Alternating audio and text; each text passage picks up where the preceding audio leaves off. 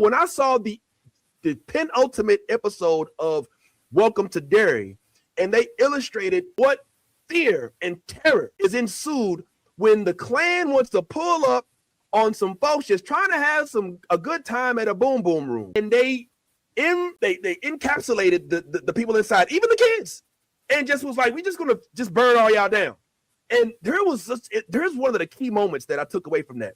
They did such a good job of showing all of the violence, the fear, people's heads getting shot off, the fires, the burning. And then I noticed this in the direction. They showed the peace and serenity that everybody outside that was sitting there watching what was going on, it was just like, well, I guess we should go ahead and head on out.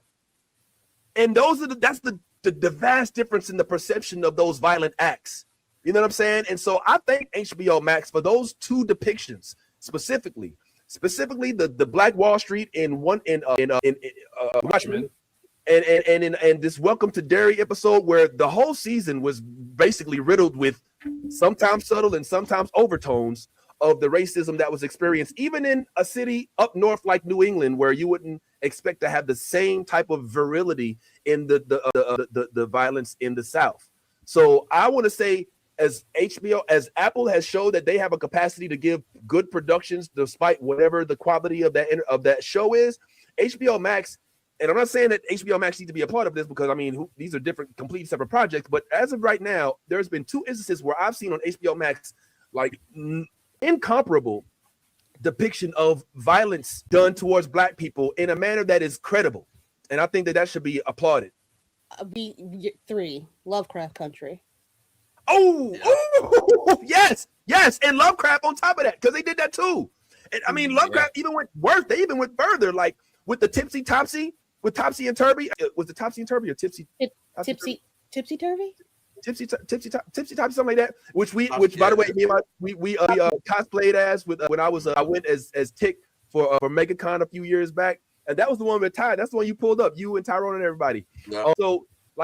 Those HBO Max low key is giving at least realistic depictions of the struggle that Black people had to go through as a community before the civil rights era, and sometimes even in many times cases even afterwards. So I just thought that was an interesting point that I don't know if y'all also feel the same way about it or not. That may be, I don't know if the credit necessarily that you're giving goes to HBO Max as much as it goes to the director.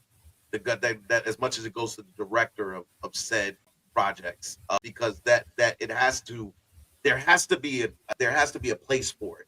And I get what you're saying. Shout outs to HBO Max and shout out to Apple TV, but I also think that this is more. The credit more goes to Machete, and Andrew. I think his name's Andrew Machete, Andy Machete, whatever. Muschietti.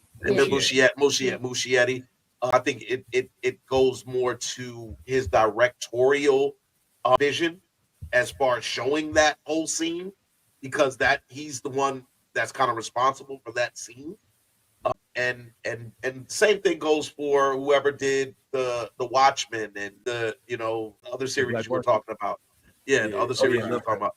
Lovecraft. So I think that as much as we would like to give the credit to HBO Max, who has done documentaries before and put stuff out there that I think says a lot about their platform and the fact that they're open to showcasing this stuff, but I think the credit goes where the credit deserves to go, and that's I would give it to the producers, who is still Andy Muschietti, because they have the power to hold their funding for whatever scene they want to give more money to, or have it be put on display at a certain level. So I give it to the directors, the writers, the producers that had the courage and stuck to it. Yeah, stuck to it in the depiction of what went on in this. Warner Brothers just happens to be lucky that they picked to promote this show.